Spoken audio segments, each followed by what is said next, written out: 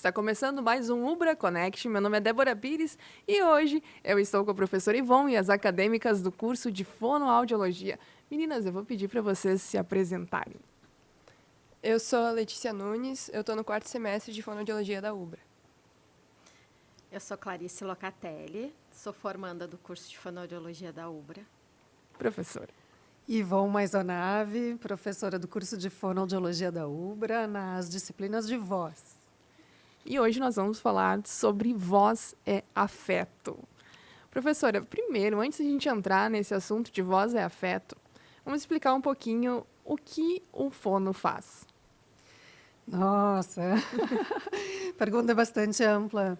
O fonoaudiólogo atua em todas as questões relacionadas ao desenvolvimento e aprimoramento e, para começar, a minha própria voz é hoje fruto aqui da nossa análise, né?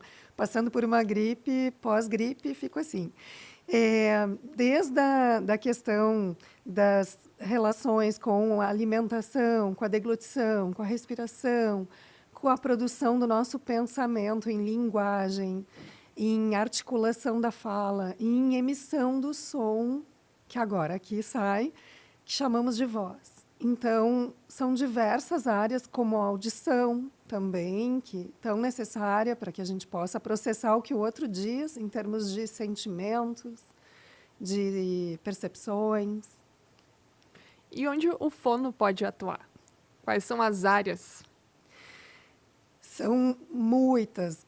A cada ano, percebemos um aumento da percepção da entrada desse profissional na sociedade, né? Nós temos uma carência ainda em diversas cidades do Brasil, mas um ponto importante para continuarmos formando fonoaudiólogos, em termos de densidade de fonoaudiólogos para demanda em reabilitação, o Brasil está muito aquém de outros países, como Estados Unidos, como Canadá.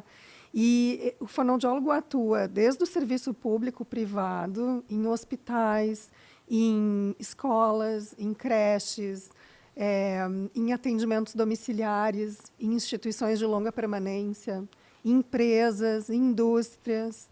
São muitos os espaços onde um fonoaudiólogo pode ser necessário. E para as acadêmicas, que você já está no estágio, né? Sim. Que área você está fazendo? Conta um pouquinho para a gente. Hoje eu faço estágio no hospitalar, né? Audiometria e voz profissional com a Prof. Ivone. E nessa parte do hospitalar, assim, tu consegue trazer quais situações que mais tem com frequência nos teus atendimentos? A gente faz o teste da linguinha no hospitalar pediátrico, né? Então, a gente vai onde as mamães estão com os bebês, né? E a gente fez um protocolo reduzido, né? Para ser mais prático, mais rápido e dar conta de toda a demanda que tem no HU, de bebês que nascem na sexta-feira. E a gente faz o teste da linguinha. E à tarde a gente tem, então, hospitalar adulto e idoso, onde a gente faz a avaliação, né, da deglutição em pacientes acamados. E daí, às vezes, alteramos alguns diagnósticos de fonos que já trabalham, né? Senão, a gente continua com as mesmas questões de alimentação para cada paciente. Quando a gente pensa em voz, a gente pensa e lembra de muitas pessoas, né? Então, voz, sim, é afeto. E quando a gente fala que voz é afeto, eu gostaria que vocês explicassem um pouquinho para a gente o porquê que a gente tem essa memória. Desde pequeno, e eu acho isso bárbaro, desde bebês, à medida em que se chora, o bebê chora por diferentes motivos, a mãe já consegue reconhecer. Olha só. Desculpa, Mar, essa parte não precisava. Mas eu brinco que fonoaudiólogo especialista em voz também é humano. Então, diante de uma situação difícil, a gente passa pelas mesmas coisas que os pacientes. Isso é legal. Humaniza, né? Humaniza, porque a gente pensa, né?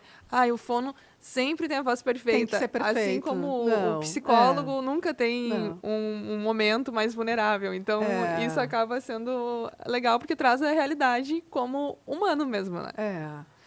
E o que acaba acontecendo é que a mãe já reconhece no bebê se o choro é de fome, se o choro é de dor, se o choro é de sono.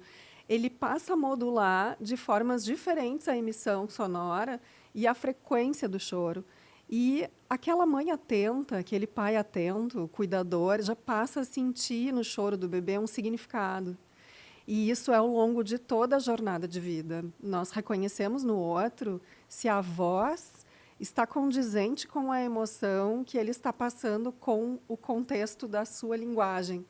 De fato, é um discurso de tristeza, né? Se as expressões combinam com aquela emissão, então nosso cérebro consegue reconhecer esse tipo de sinal.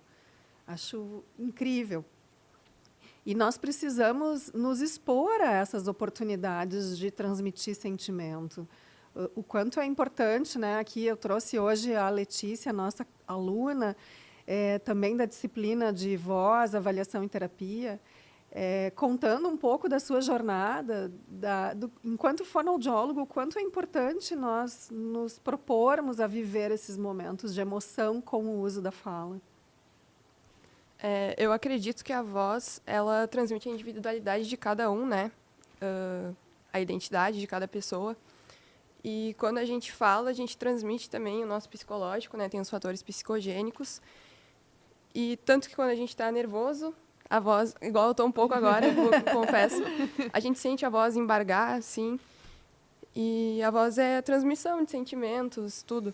Tanto que quando a gente ouve uma música que a gente ouvia há um tempo atrás, por exemplo, às vezes dá vontade de chorar, porque tu Verdade. lembra a sensação que tu tinha quando ouvia, devido àquele cantor, tu lembra do momento. Enfim, acho que deu para entender. E quando a gente fala em voz, tem alguma voz, assim, que vocês recordam que marcou vocês? Olha, para mim, são os meus cantores favoritos. Que, assim, eu estava por um momento bem difícil, pelos 12 anos de idade, do grupo coreano BTS. Eu sou muito fã, então eu tenho um apego emocional, assim, que eles que trouxeram meu brilho de volta. Olha que legal. E na pandemia também eu ouvia muito, assim, em casa, né, no isolamento. Então, quando eu ouço eles, assim, dá vontade de chorar. Qualquer música que eu ouço, se botar agora, eu choro, porque me lembra, sabe, me traz segurança ouvir eles. E de vocês, meninas? Que voz marcou? Porque eu acho que vai muito, assim. Eu lembro muito da voz do Cid Moreira. É até curioso, né? Falar, porque entre tantas vozes eu lembro muito da dele. Então, acho que foi uma voz muito marcante. E ao longo dos anos me parece ser a mesma voz. Não me parecia ter alterações. Então, tem algumas vozes, até de amigos, que a gente poderia escutar em qualquer lugar do mundo e a gente lembraria isso, né? Eu tenho amigas, assim, que eu tenho certeza que se eu escutasse em qualquer lugar, mesmo que eu não estivesse olhando para elas, eu saberia quem é. Tu sabes que essa semana aconteceu, eu tô com uma amiga numa situação de saúde, né, sendo atendida no ambiente hospitalar, e fui buscar notícias sobre ela, e quem me devolveu o áudio no WhatsApp foi a irmã que é alguns anos mais nova. Quando a voz dela entrou no áudio, eu achei que era a número 1, né, a amiga. E, em seguida, ela disse aqui, a Rafaela, enfim, sou irmã da fulana e tal. E eu fiquei chocada, porque era a mesma frequência vocal, mesma frequência da voz, né, muito parecida. E um pouco mais jovem, mas com a mesma articulação, o mesmo jeito de falar também.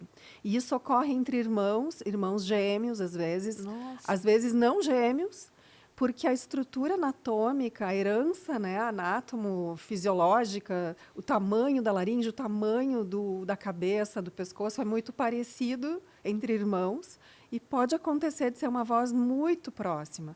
Ainda assim, ela carrega traços articulatórios diferentes e um bom perito consegue diferenciar na acústica, na análise acústica da voz, as diferenças de que não é a mesma pessoa. mas nos transmite muita semelhança. E ao longo da vida, quando tu diz assim, o Cid Moreira, se nós formos analisar do ponto de vista técnico, que a fonoaudiologia pode lançar mão de recursos computadorizados de análise da voz, a gente consegue ver diferenças ao longo da vida, apesar de a nossa orelha quase não reconhecer.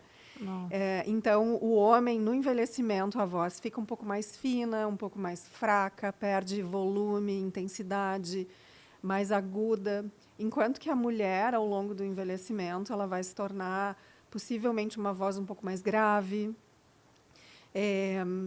também com menos capacidade de alcançar notas agudas. Então, essas diferenças, ao longo do envelhecimento, vão sendo percebidas.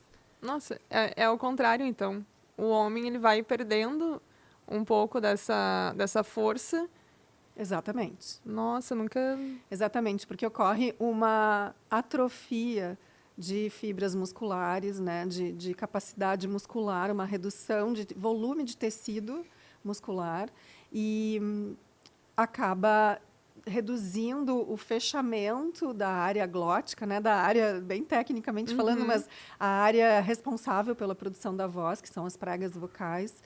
Às vezes as pessoas fantasiam um pouco, assim, são muitas cordas, né? Às vezes no consultório, na clínica da multiprofissional da Ubra, os pacientes nos dizem, eu não tinha muita ideia de como era isso, mas são 2 pregas vocais, uma de cada lado, verdadeiras, que a gente chama, porque depois o aparelho é muito dinâmico, né? Às vezes as estruturas se aproximam para fazer vibrações, para produzir voz. E um paciente, por exemplo, que perdeu a laringe, que passou por um processo cirúrgico de câncer, que teve tecido removido, ele, em alguns casos, consegue fonar, produzir voz com as estruturas subjacentes, né? Estruturas que ficaram remanescentes.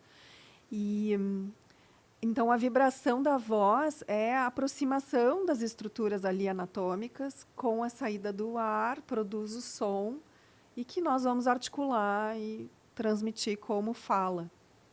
Quando a gente fala na voz, tem um mito. Eu acho que seria legal a gente falar sobre isso também. Eu escuto a minha voz como ela é. Não.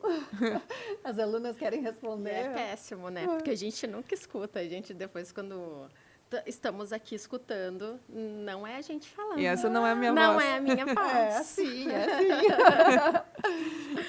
Essa é a voz que todos escutam.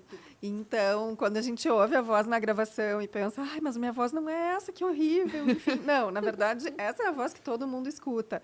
O que ocorre é que nós escutamos por dentro, né, da cavidade bucal nasal e temos uma ideia, uma percepção auditiva de uma voz mais grave do que realmente ela é fora da boca. Então, ocorre um estranhamento quando nós nos escutamos numa gravação. Mas não que ela seja feia, simplesmente não estamos acostumados com aquela voz. Parece Depende que não é do nossa, ponto de né? vista, prof. Depende do ponto de vista. É diferente, né? Eu acho que quando a gente começou a gravar e conseguir encaminhar isso, tinha mesmo... Essa sou eu. Eu falo dessa forma e muitas pessoas relatavam que não gostariam de encaminhar o áudio justamente por pensar que não tá legal, né? Então, algumas pessoas já ficavam, não vou encaminhar, vou escrever, porque escrever é melhor. E aí, claro, ao longo do tempo isso foi passando e as pessoas começaram a se escutar mais. E eu acho muito interessante isso. Isso aconteceu com vocês? Vou dar voz para as alunas. Sim, agora eu estou acostumada a ouvir minha voz por causa do meu curso, acredito, mas eu odiava. E eu acho que é porque a ressonância... É ressonância, né, prof? Sim. Que a gente escuta é diferente de a prof tá na minha frente. A física, as ondas sonoras, a voz estão fazendo assim, em direção a ela. Para mim, eu não estou ouvindo assim. Por isso que a gente ouve de outra forma. E por isso que a gente é desacostumado com como a voz realmente é, né? Ouvindo os áudios, enfim. E eu já fiz isso de deixar de mandar mensagem. Não, minha voz tá muito feia. Vou lá e gravo de novo até eu gostar do jeito que eu falei. Porque o jeito que a gente articula, o jeito que a gente fala, tudo muda, né? Em como a voz vai sair. Então, agora a gente vai chamar para um pequeno intervalo e daqui a pouco a gente volta para entender se a voz que eu falo é realmente, a voz que eu escuto realmente é a minha voz. Daqui a pouco a gente volta.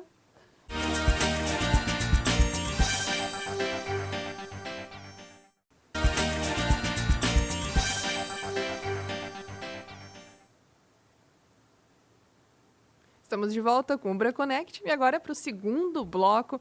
Vamos continuar, então, com os mitos, né, da fono. A gente estava conversando agora sobre a voz, se eu realmente escuto a minha voz da forma que ela é ou não. Mas quando a gente grava, por exemplo, no WhatsApp, ela traz algo mais próximo? Ou, para eu entender, para eu escutar a minha voz mais próxima, eu teria que gravar daqui a pouco com uma estrutura melhor? A voz que tu escuta na gravação do áudio do WhatsApp é a tua voz escutada pela sociedade. Não há necessidade de ser uma tecnologia melhor. Claro que quando nós gravamos uma voz para uma análise, para um estudo, é preciso um ambiente silencioso para que outros ruídos não impactem naquilo que se escuta. Por exemplo, um ruído de vento, um chiado do ar, o barulho na mesa, né? Outros ruídos que ocorrem não entrem na gravação do som. Então, aí, claro, precisa um ambiente silencioso, abaixo até 50 decibéis de ruído no ambiente. Mais que isso, já vou ter ruídos outros entrando na gravação. Mas é muito curioso isso, porque a gente tem um canal que comunica o fundo do nosso nariz com a nossa orelha média. Lembra quando a gente troca de altitude no avião e precisa Sim. trocar a pressão do ambiente externo com a caixa craniana? Porque nós escutamos também os graves por meio dessa comunicação com a orelha média. Então, pela vibração óssea também no nosso crânio. Então, o som que nós escutamos, quando sem recursos de fone, enfim, é um som um pouco mais grave, que tem algumas características acústicas diferentes, né, daquele que sai da boca e que é escutado. E nós estamos escutando simultaneamente por dentro e pelas nossas orelhas. Então, é isso que muda a percepção. Mas esse assunto que tu trazes, eu acho muito incrível, porque o que mais me toca é que as pessoas precisam se identificar com a sua voz, precisam se escutar e criar uma identidade de amor próprio, né? De autoestima, de afirmação em relação a esse som, a essa fala, que o represente. E isso a gente tem defendido na nossa clínica multiprofissional, no nosso centro de atendimento e na própria universidade, do quanto é mágico fazer com que uma pessoa entenda e reconheça aquela voz como uma zona de conforto para transmitir afeto, suas ideias, para expressar a sua própria voz. E é legal quando tu fala, né, para expressar afeto, porque, por exemplo, em um ambiente hospitalar, quando vocês estão cuidando de um paciente, a voz, ela vai mostrar ou não o carinho que está recebendo. Ela vai tranquilizar ou não. E eu acho que é legal vocês falarem um pouco sobre isso. Como que eu consigo falar, por exemplo, quando tu falou, eu estou nervosa, a voz, ela vai mostrar. Por mais que você fique ali, né, não, tá tudo bem, a voz, ela vai revelar se está tudo bem ou não. Então, ela é muito potente, né? E aí, nesse ambiente hospitalar, quando vocês precisam cuidar, como que funciona isso para vocês, de repente, entregar um diagnóstico, dar uma notícia? Eu acho que trazendo um pouco do que a Ivon falou anteriormente sobre essa identidade vocal, né, da gente se apropriar dessa identidade, daí eu acho que vem do controle, né, que os profissionais têm que ter, né, que eu acho que também não é muito diferente do jornalismo, porque a voz modifica quando vocês se colocam na posição, né? Então, eu acho que cada profissional, quando se coloca naquela posição, ela tem que acabar passando, né, a tranquilidade. Claro que quando a gente está no momento de estágio, né, a gente se pega em vários momentos de insegurança, e isso acaba. né, alterando voz, e não só, porque eu acho que é um combo, né? É voz, é postura, é linguagem corporal, é o jeito que tu olha, né? O paciente tá ali, às vezes ele não tá satisfeito, principalmente os idosos que ficam mais irritados, né? Às vezes não querem estar ali. Eles olham e tu também fica com insegurança. Tu olha para o professor, tu precisa de um amparo, tu treme, tu não sabe o que direito tu vai falar para a mãe ali está na expectativa. Tem algum problema na linguinha? Não tem? Vai passar ou não vai passar? Não é assim, né? É a tranquilidade de chegar, se apresentar, tratar o ambiente com calma, um ambiente como geral, né? E eu acho que não só no hospitalar, né, porque a gente encontra pessoas que precisam se identificar com a voz, lá na clínica escola também, né? Pessoas que vão lá também com questões de autopercepção vocal, né, que também precisam, como a questão corporal, eu acho que é um combo, né? As pessoas às vezes não se reconhecem como elas são. Então, o reconhecimento vocal acho que também vem, né? Eu quero ir lá para mudar a minha voz porque eu falo agressiva, eu falo muito agressivo, mas daqui a pouco faz parte da identidade vocal. A gente pode modificar, pode melhorar, mas eu acho que a pessoa tem que ter essa identificação. Aceitação, né? Isso, É uma uma aceitação. aceitação, né? Assim, a questão de corpo, de hábitos, né? De atitudes, né? Então, eu acho Até que... de cargo, né? Isso aí. Até o cargo da pessoa interfere. A gente tem alguns casos no nosso ambulatório de professores de sala de aula que, eventualmente, foram promovidos a diretores. E passam a ter que se posicionar com o corpo técnico da escola de uma maneira diferente da sala de aula. Ele não está falando com alunos, ele está falando com colegas. E aí, por vezes, nos dizem assim, mas eu estou... as pessoas pensam que eu estou bravo. E eu não estou, é o meu jeito, né? Eu falo assim.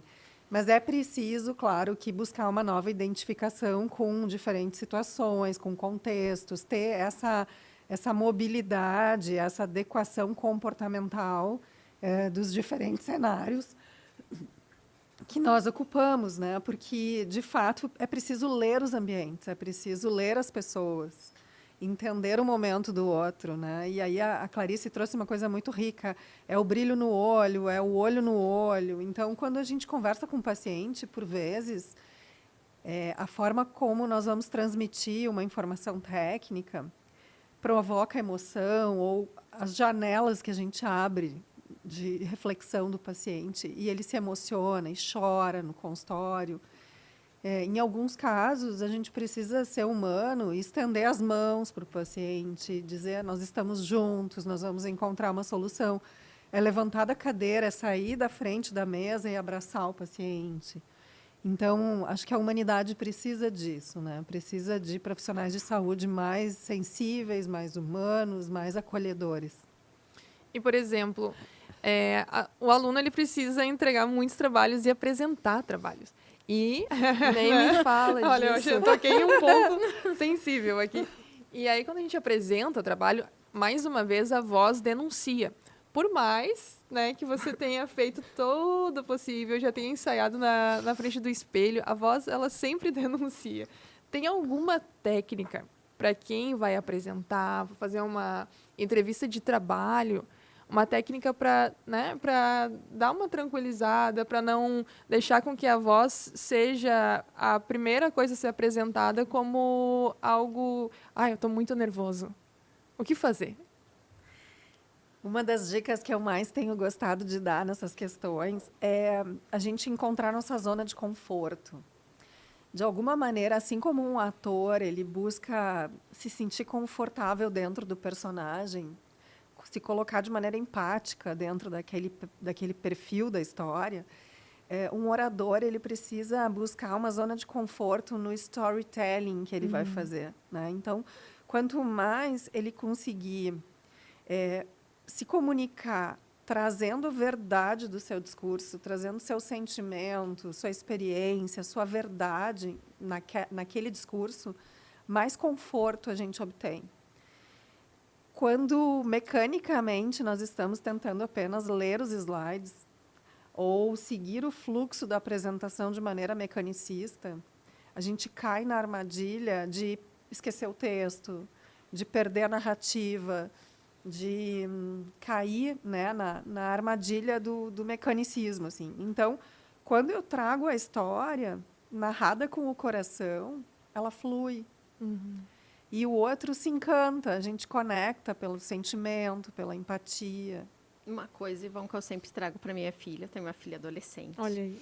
que está fazendo psicologia. Olha que legal. E eu sempre digo para ela que eu acredito que quando tu te apropria do conhecimento daquele trabalho, flui, né? Fica mais fácil de tu, porque acaba, como tu falou, sendo uma história, né?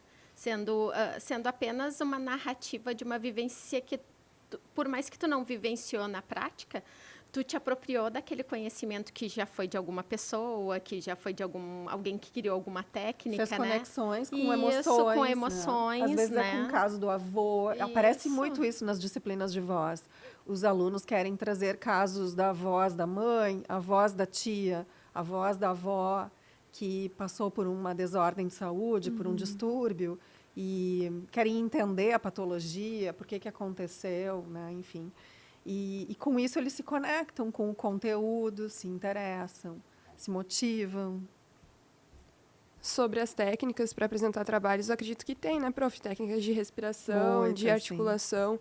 Eu passei por um período bem conturbado agora nesse semestre, a prof sabe, para apresentar trabalhos. Agora que eu consegui voltar, estou melhorando. E, inclusive, o último que eu apresentei, eu usei algumas técnicas que eu vi na aula, assim, de respiração antes de falar, uns exercícios vocais, e me ajudou muito na hora, assim, muito. Porque relaxou, né, a musculatura. Sim, a gente chama, né, de aquecimento vocal, alguns Isso, exercícios que protegem ali a nossa laringe, enfim. Nós vamos aportar mais fluxo sanguíneo para a musculatura, aquecer o músculo. É como correr uma maratona sem aquecimento. Tá. Como se jogar numa quadra de corrida sem ter feito um preparo. Então, quando nós nos comunicamos, e vocês, como profissionais da voz, precisam fazer um preparo muscular, um domínio, um autocontrole. Vejam que depois de alguns minutos aqui gravando, a minha voz já melhorou. Já melhorou. Então, apesar, né, da questão pós-gripe, sinusite, rinite, enfim, a gente ganha um domínio, um controle e consegue uma emissão melhor. Mas é assim com os profissionais, em todas as áreas, no direito, no jornalismo, na psicologia. Nós precisamos nos autoconhecer. Autoconhecimento, eu acho que é uma palavra-chave. Ivon, vou precisar de ti no pré-TCC, né? Já fica a dica aí, pois né? Já fica a é. dica. E muito treino. Algo interessante é encontre a sua melhor maneira de estar preparado. Então, se não gosta de ensaiar a apresentação em público, na frente de família, faz a simulação sozinho. Mas simula dentro do tempo, e lá vem ela de novo, né? Isso não se faz, tá? A gente não limpa a garganta, sim, mas como, né, eu estou numa situação diferente, acabo fazendo uso de coisa errada também. A gente junta toda a saliva na boca e deglute, olha que É incrível. mesmo? A gente orienta isso. O paciente deglute um gole de água ou junta toda a saliva que tu consegue e engole. Nesse movimento, o pigarro, que ali estava sobre as pregas vocais, ele vai se desacomodar, ele vai sair de cima da linha da prega vocal, que é o que nos quebra a voz quando a gente está falando, como aconteceu comigo agora. Então, o aluno ele deve praticar, dentro dos 10, 15 minutos de apresentação em público, quantos slides eu tenho e que volume de conteúdo eu quero comunicar. E ele pode treinar, por exemplo, um slide por minuto. Mas ele deve ensaiar para ver se tudo aquilo que ele quer contar está dentro do tempo, ou se ele tem que ser mais objetivo, reduzir um slide, aumentar um slide. E ele pode treinar sozinho, com espelho, ele pode se gravar. A gente utiliza isso na clínica, a gente grava o paciente, ele se assiste. Eu não gostei disso, eu posso fazer diferente. E está tudo bem errar. porque é errando que a gente aprende. Então, tá tudo bem ficar nervoso. Aliás, se não estivesse nervoso, aí é que tem uma psicopatologia, né? Porque a pessoa se acha tão autossuficiente que isso é completamente natural. Aí ele vai despreparado, ele não estuda, ele não treina. Então, ter medo na frente das outras pessoas é um sinal de saúde mental. A gente precisa sentir medo. Um cantor, quando entra numa multidão, no palco, diante de milhares de pessoas, ele também sente medo.